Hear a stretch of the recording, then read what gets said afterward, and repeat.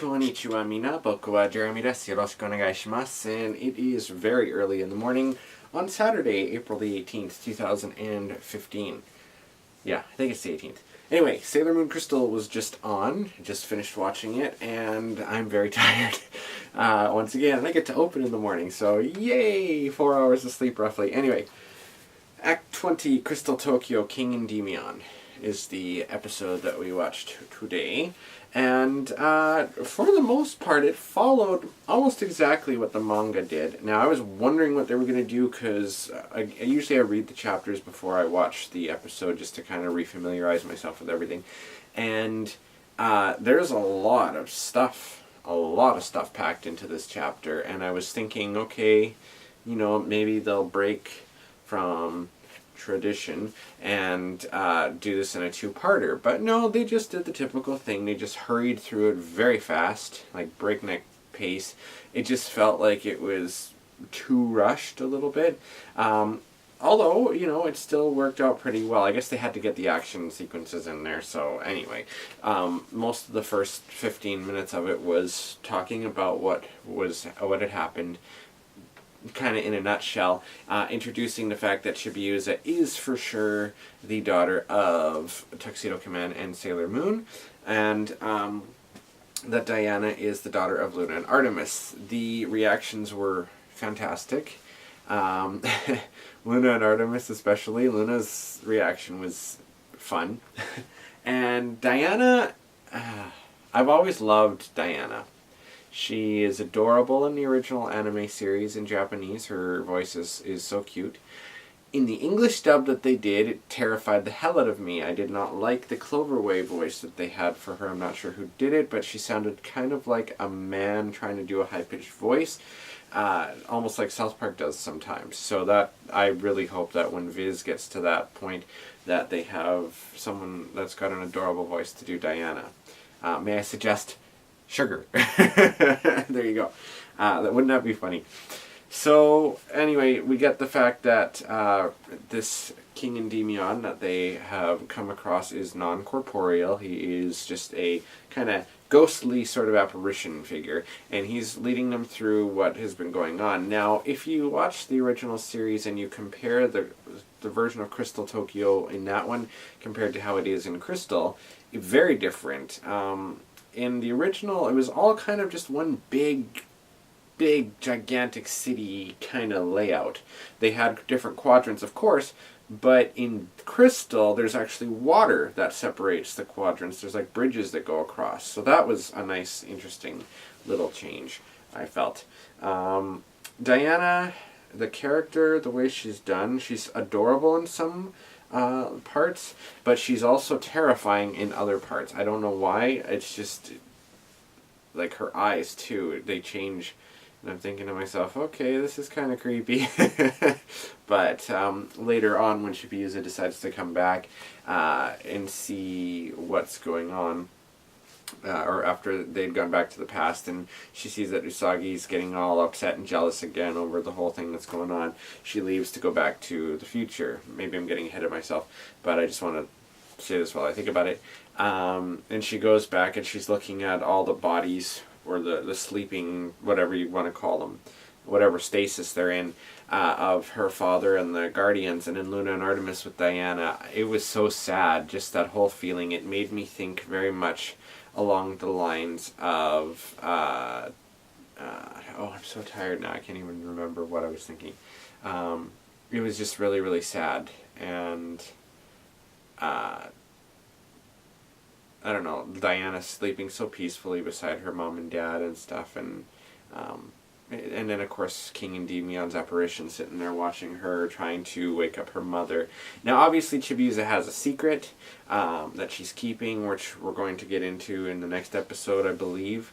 But you also see more of the friendship with her and Sailor Pluto, and also you get to see more of what should be like Sailor Pluto's past, because she has always had a love for the king. And the musicals have always been true to this. They've always portrayed this, including the most recent one, La Reconquista. they portrayed it more as an admiration, but still along the same lines, which the original anime didn't really touch on too much, if at all. One of my favorite songs, actually, from the earlier incarnations of the musicals is when they would have the Queen Beryl Galaxia crossovers. And when Pluto would always come forward and they'd sing a song together, her and Beryl, about their unrequited loves for Tuxedo Kamen or King Endymion, all that stuff. Ona no Ronso, which means a women's dispute. And Pluto would express her feelings in that, as would Queen Beryl, and I always liked that song. So that's a wonderful idea, and I always loved musicals for that. Queen Beryl and Galaxia working together, and Densetsu was probably my favorite of all the musicals. So, anyway, up again. We're going back to this. So we find out that the queen left the palace for some reason. I bet it's probably because Chibiusa stole the crystal, and she went after it, and then boom, that's when the Black Moon attacked, and blah, blah, blah, blah, blah. Long story short, she gets crystallized. All the others take the full brunt of the attack, and bada boom, bada bing, there you go. So we're at this point now. So the Guardians, they are Venus and Moon, they realize what's going on. King Endymion takes them to his little control room area, which is not that dissimilar from the one that they had in the original anime series, and kind of not as extravagant as the one that's under the arcade. Go figure. And so the other thing that I found interesting is that in this particular, in Crystal, when Sailor Moon starts to feel that she's fading, they had Tuxedo Kamen also fade, which they didn't in the manga, and they didn't in the original series either. So having that in there was an interesting little choice. But it makes sense, because technically Tuxedo Kamen and Endymion are within the same space as are Usagi and Sailor Moon. You'd think that Luna and Artemis would kind of have that too, as would Venus, but they're kind of more just focusing on Tuxedo Kamen and Sailor Moon, which is fine. Rubius continues to be a dick. And it's funny, because Prince Demand is also a dick, and Miyano Mamoru gets to play a smarmy asshole like he normally does, so he does it very, very well as Prince Demand. But Rubius is definitely psychotic, and even more so than he was in the original series, but very, very playful with Esmeralda, very boyish, I guess, is a good way to do it, but kind of creepy boyish, and like in a evilly, kind of narcissistically sadistic way, I guess. And so there's just little tiny bits that get cut out, but for the most part it does stick true to how the chapter goes along. The part with Venus looking up out the window with Luna and Artemis there, like in the manga part here, saying that they're, you know, what's up with Usagi and Mamoru, why are they're always so troublesome and stuff. That was cut out in favor of Usagi, and then switching right over to Mamoru, and he didn't fall asleep on the sofa, he fell asleep beside the bed that Chibiusa was on. Funnily enough, his shirt was open. Anyway, whatever, I guess it's just that whole thing of what guys do. You go home, undo your shirt. What guy wants to wear a shirt? I mean, come on. Who wants to wear shirts?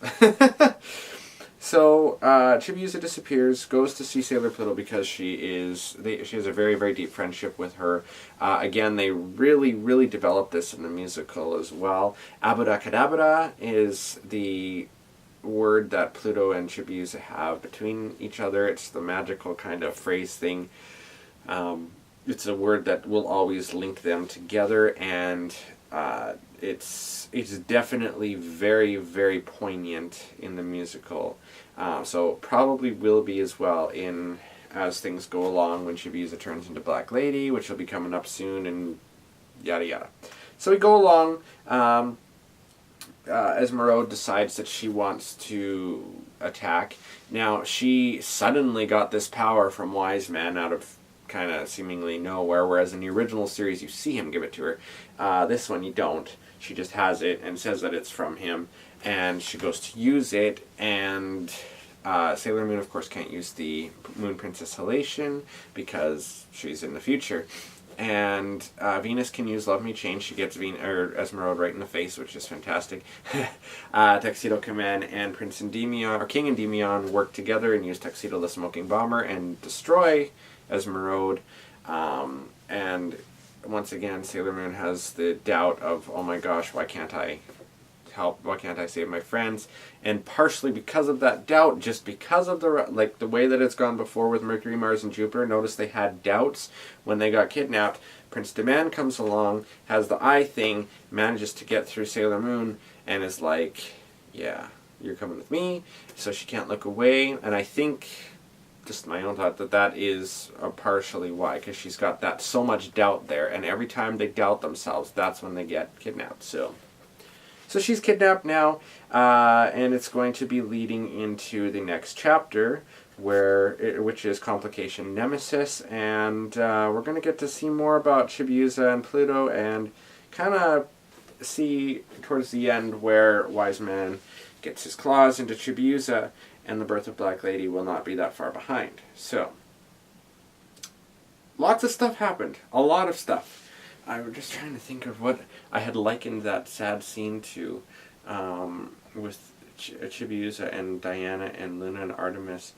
The way the music was playing, it just struck me. What was it from?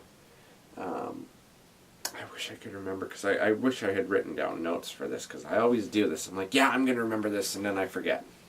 So, but it was very, very poignant, and that was quite nice. It was sad, and it really makes you feel for Chibiusa. This version of Chibiusa is a lot more relatable than the one from the original series in Sailor Moon R, I think. This one, you definitely feel that she's scared, and she just doesn't know what to do, and she's just trying really hard to save her parents and her future and her family and everything, and just that sense of being so scared and feeling alone.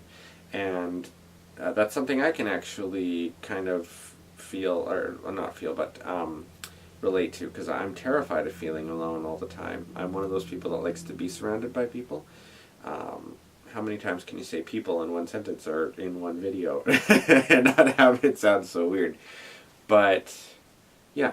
So, in this incarnation, I can actually relate to Chibiusa, which is really weird, because I have never really been Chibiusa's biggest fan in terms of the other series and stuff. But she's starting to grow on me.